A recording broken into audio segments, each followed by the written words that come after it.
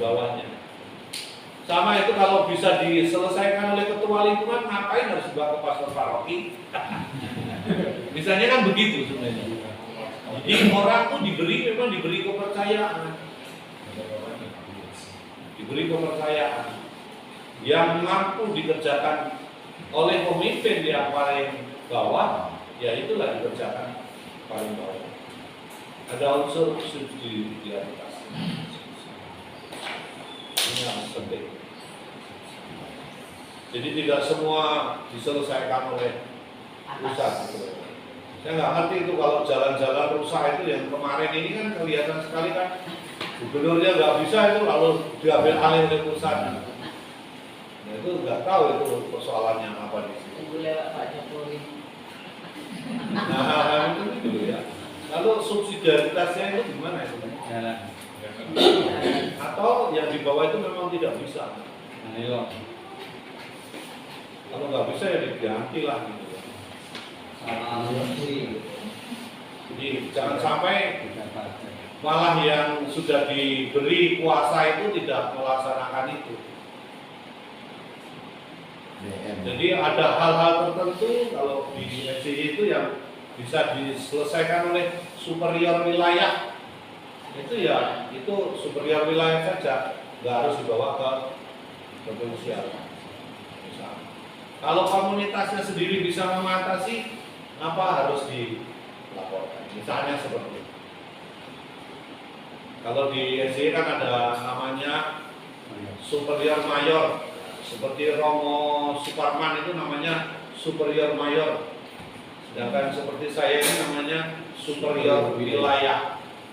Jadi membawai Bengkulu, Tugumulyo, Tanjung Sakti. Ini saja komunitas saya. Jadi nggak kemana-mana. Komunitas saya itu urus itu. Dan itu jumlahnya hanya 6 orang, sedikit sekali ya. Tapi meskipun 6 orang kan jaraknya jauh itu kan. Nggak gampang juga koordinir. Dan ada kewenangan sendiri misalnya, kami berhak misalnya mengurus harta benda yang ada di wilayah kami. Jadi apa yang menjadi milik SCI di wilayah kami itu adalah tanggung jawab kami. Tanggung jawab. Dan dipercaya seperti itu. Sehingga kalau misalnya Tugumulyo itu mau buat sesuatu, nah konsultasinya pertama-tama kepada kami. Maka ada pertemuan namanya pertemuan wilayah kayak kemarin itu hari Senin. Kita nggak ada pertemuan kita suci karena ada pertemuan membahas kapital untuk superior wilayah Bengkulu, Tugumulyo, Tanjung Sakti. Misalnya seperti itu.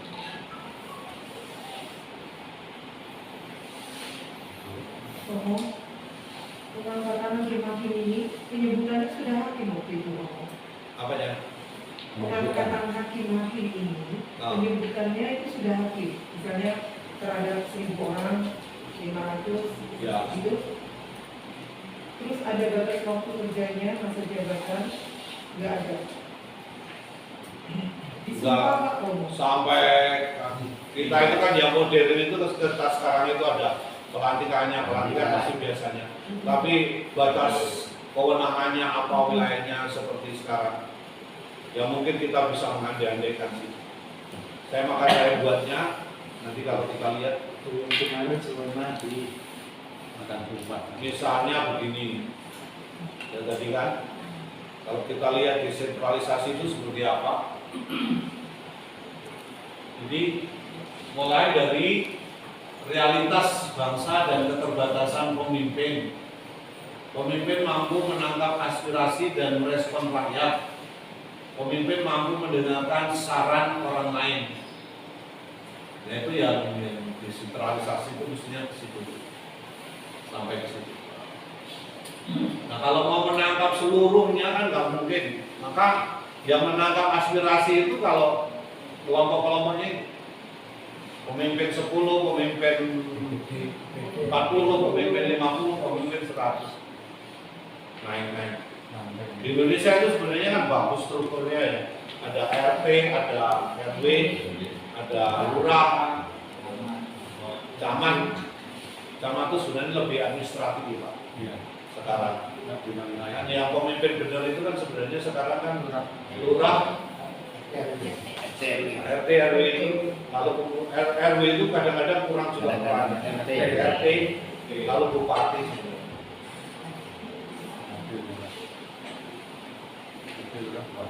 Oh.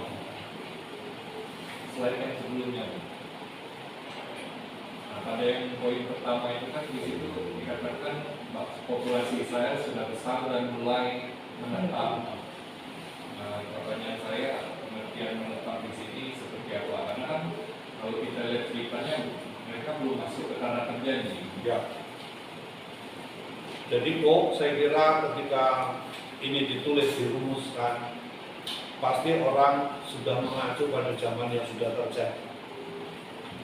Jadi pada saat faktanya itu sekian tahun tadi sekitar abad 8 sebelum Masehi untuk membaca sekitar abad 18. Ya, kejadiannya sudah terjadi. Iya.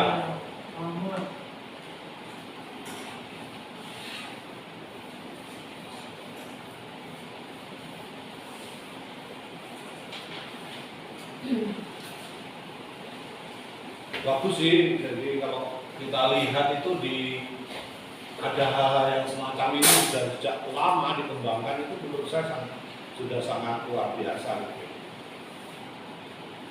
Kalau saya perhatikan ya sudah ada sistem kepemimpinannya juga.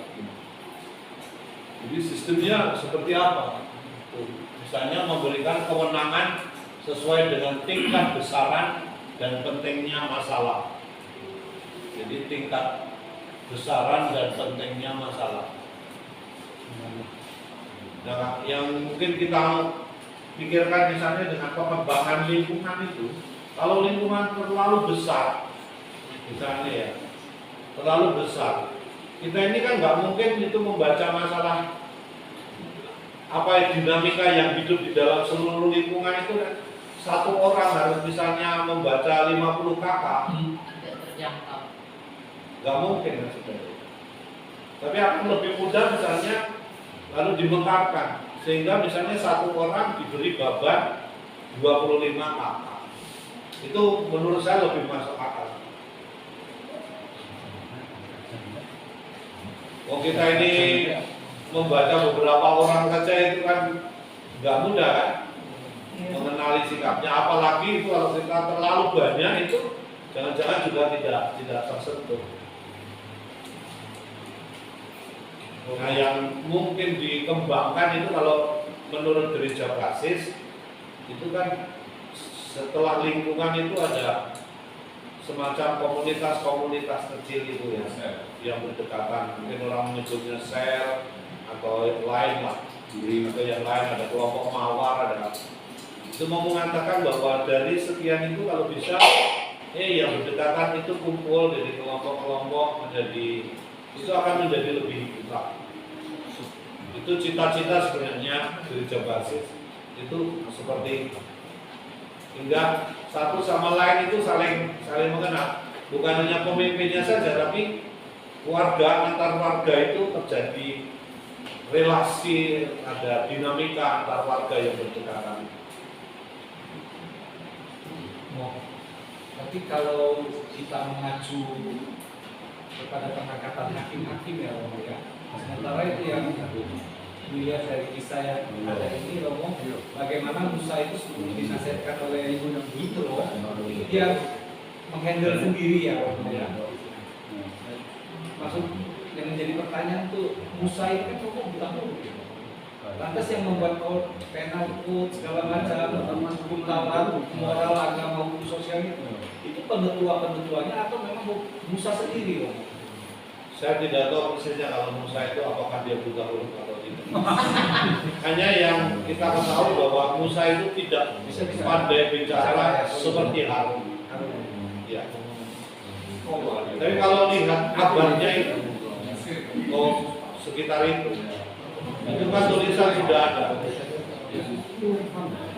Tapi bukan berarti dibuat Musa sendiri ya, ya kan memang atau memang Musa sendiri ada dibantu oleh penentuannya sampai membuat Betul. kompilasi penentuan dia.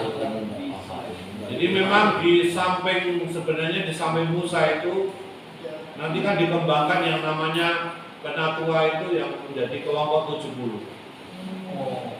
Kelompok 70. Jadi pemimpin-pemimpin yang jumlahnya 70 itu. Yang nanti Yesus kan ada murid 12 rasul, ada kelompok 70, nah itu kan ada itu. Yang di kemudian hari disebut mahkamah agama itu seperti Nikodemus itu kan termasuk